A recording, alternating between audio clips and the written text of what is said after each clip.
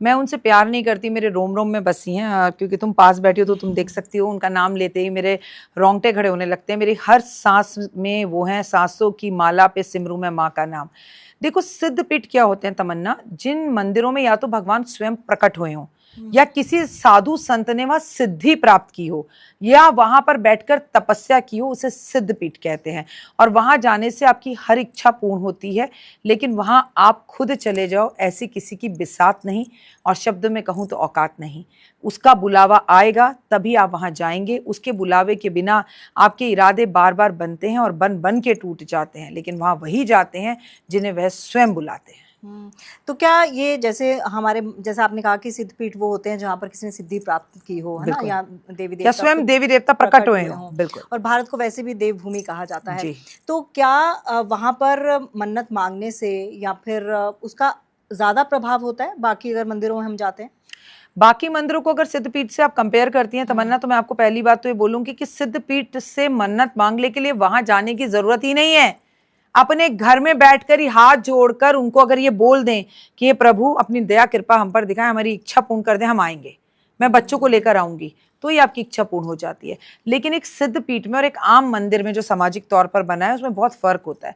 सिद्ध पीठ के कुछ डिसिप्लिन्स होते हैं, कुछ डेज होते हैं, वहां पर कुछ तपस्याएं की जाती हैं, वहां पूजा आराधना अर्चना के अलग तरीके होते हैं। और सामाजिक तौर पर जो मंदिर होता है उसमें समस्त देवी देवता होते हैं जो घर के आसपास होता है, और उसमें कुछ रूल्स फॉलो किए जा सकते हैं और कुछ नहीं किए जाते। मंदिर वो भी पूजा के समान है, सर झुकाने के समान है, लेकिन सिद्ध पीठ और आम मंदिर में बहुत फर्क होता है। आम मंदिर में किसी का मन हुआ, जी मेरे पिताजी नहीं रहे, ये जमीन पे मैं मंदिर बना रहा हूँ, तो लोग मंदिर बना देते हैं।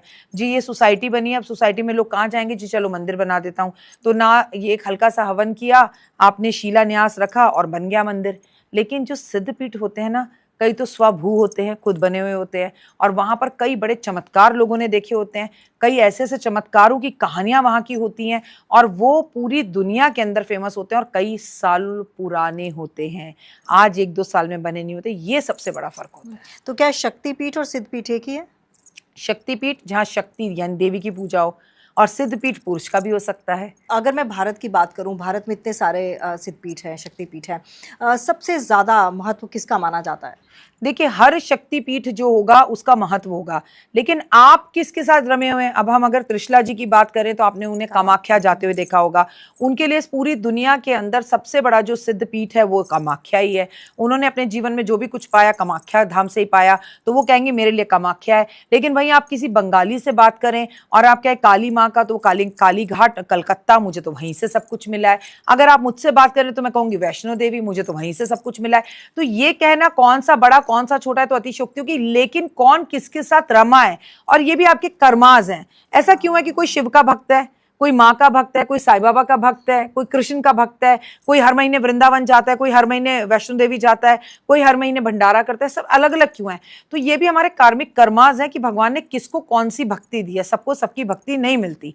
तो ये कहना कौन सा बड़ा है, सब बड़े हैं जिनका मैंने अभी नाम लिया, लेकिन आपका किसके साथ मिलाप है, किस जगह पर जब आपको एनर्जीज महसूस होती हैं, वो शक्ति आप कनेक्ट कर पाते हो। इस दुनिया में हजारों लड़कियां, तुम भी लड़की हो, मैं भी लड़की हूं, लेकिन एक पर्टिकुलर व्यक्ति से तुम्हारा विवाह हुआ, एक पर्टिकुलर व्यक्ति से मेरा विवाह हुआ, जिससे मेरा हुआ उससे तुम्हारा क्यों नहीं हुआ, जिससे तुम्हारा हुआ उससे मेरा क्यों नहीं हुआ। कार्मिक कर्मास, वो तुम्हारे कर्मों में था, ये मेरे कर्मों में था। तो उसी तरह से मंदिर कौन से कर्मों में तुम्हारे जाना है सब लिखा हुआ है। तुम्हें उस मंदिर में तुम्हारा प्रारब्ध उसके साथ जुड़ा हुआ है, तो तुम वहीं जाओगी। अच्छा, ये तो मैंने देखा है कि आपको हर जगह जाके वो एनर्जी फील नहीं होती है। मैं कभी कभी ये चीज़ बोलते कतराती भी हूँ। मैं वृंदावन कई बार गई हूँ, वृंदावन जाके मतलब आई हूँ, तो मेरे काम भी बने हैं। लेकिन अगर आप कनेक्टिविटी की बात करो तो कई बार मुझे ये बोलते हुए थोड़ा गुरेज भी होता है कि लोग क्या सोचेंगे या फिर भगवान पता नहीं माफ़ करेंगे कि नहीं करेंगे।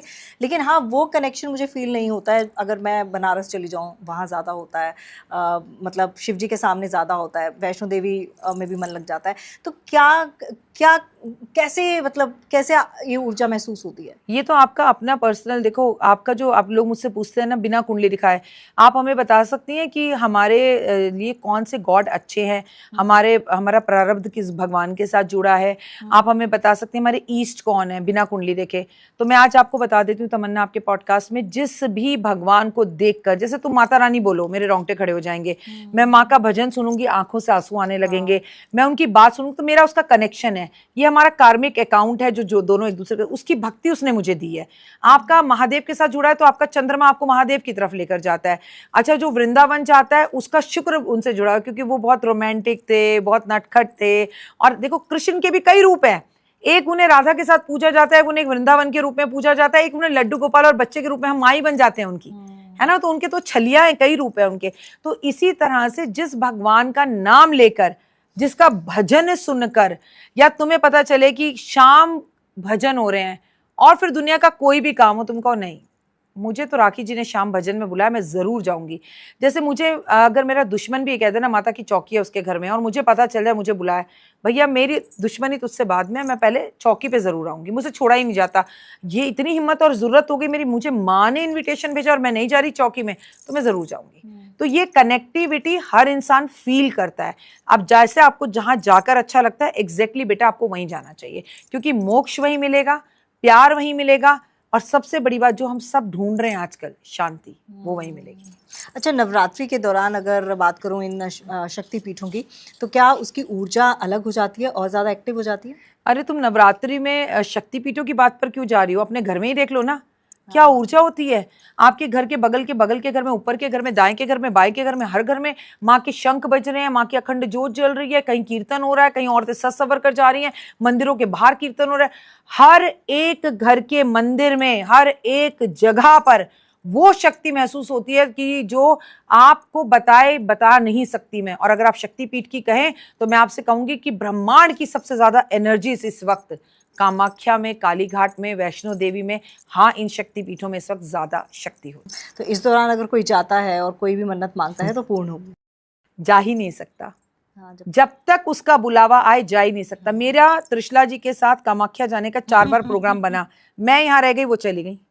मेरे होते होते मैंने उनको एक ही महीने में 3 बार जाते देखा। तो जब तक उसका बुलावा नहीं आए कोई जा नहीं सकता। अर्जी आप लगा सकते हो, अर्जियां वो सबकी सुनेगा, लेकिन वो किसको बुलाएगी ये उसके ऊपर है। हाँ, मैं तो एक बात कहूंगी कि देखो कभी भी आपने मुझे देखा होगा मैं जय माता दी करती हूँ, पर मैं बहुत ज्यादा वैष्णो देवी आपको जाते कभी नहीं दिखती। हाँ। क्योंकि मुझे ऐसा लगता है तमन्ना, और मैंने महसूस किया है, ये तो जो माँ के भक्त है वो जानेंगे, मैं जब सर झुकाती हूँ तो मैं यहाँ महसूस करती हूँ उसे। तो मैं वो पहाड़ पर जाकर उसे देखना क्यों चाहूँ, मैं उतने पैसे का भंडारा करना पसंद करती हूँ कि चलो, माँ को सबसे ज्यादा पसंद है भूखों को खाना खिलाना। आप याद रखो, वो हमेशा उनकी जो कहानी शुरू होती है वो भंडारे से ही शुरू होती है कि भैरव बाबा आए, भंडारे में बैठे और बोले हमें तो मांस मदिरा खाना है। तो मुझे लगता है उतने पैसे मैं वैष्णो देवी में जाके लगाऊंगी, मैं भंडारा कर दूं, और किसी ना किसी रूप में, मुझे नहीं पता लोगों के साथ होता है नहीं होता, जब मैं खिचड़ी, चावल, छोले, राजमा, कोई भी चीज बांटने लगती हूँ ना, एक बूढ़ी औरत आती है, मेरे घर वाले जानते हैं, वो मेरे सर पर हाथ रखती है और ऐसे करती है और चली जाती है। हर बार वो अलग होती है, और हर बार वो अलग होती है। मुझे लगता है वो आके मेरे से मिलकर खुद जा रही है, मुझे भंडारा करने की क्या जरूरत है। और आप मेरी बात को यकीन मानो तमन्ना, कर देखो, जब लोगों को पेट भरकर हम भोजन कराते हैं ना, उनके चेहरे पर जो सुकून होता है ना, वो शांति तुम्हें दुनिया में कहीं मिल नहीं सकती। This is the best. ये जो बात आप कह रहे हो ना कि आप नहीं जाती, मैं आपको बताऊं जो वहाँ रहते भी है ना कटरा में, वो भी नहीं जाते हैं। मेरे तो ननिहाल वहीं है कटरा में, तो मेरी भाभी बोलती है, कह रही कि लोग इतनी दूर दूर से आते हैं, हम तो यहीं बाजार में रहते हैं, बाणगंगा के पास ही घर है, तो हम लोग नहीं जा पाते हैं। तो वो आपका ही जिक्र कर रही थी, तो कह रहे वैसे राखी जी बोलती हैं कि वहाँ पर अगर लगातार जाएँ तो अपना घर बन जाता है। तो ऐसा है क्या? आपसे आज पूछ लेती हूँ अपने पॉडकास्ट। आप अगर ना भी जाओ तो भी आपका घर बन जाता है। अब आपके व्यूअर्स देख रहे हैं तो आप अपने व्यूअर्स को सिर्फ मेरे कहने पर इतना कहो, मिट्टी का घर या चांदी का घर खरीद कर अपने घर के आसपास मंदिर में रख कर आए और कहें माँ मैं अगले नवरात्रे में ना आए, माँ मुझको ऐसा घर दे जिसमें तुम्हारा मंदिर हो, जो जगह दिन रैन तुम्हारी, तू मंदिर के अंदर हो, आपका घर बन जाएगा। और जब घर बने तो गृह प्रवेश बाद में करना, पहले उसे वैष्णो देवी जाकर लेके आना। क्या अलग महसूस होता है? जैसे आपने कनेक्शन की बात की, क्या उसका असर भी आपको तुरंत दिखाई देने लग पड़ता है? आपके मंदिर में बैठिए आप, माँ के सामने बैठिए आप, और जब दुनिया तमन्ना मेरा बच्चा, नवरात्रि कहते हैं गुड़िया, नवरात्रि मतलब रात की पूजा। मैं आज आपके पॉडकास्ट में कहती हूँ रात को 12 बजे के बाद माँ की पूजा करो, 12 बजे से माँ की पूजा सुबह 4 बजे तक करो।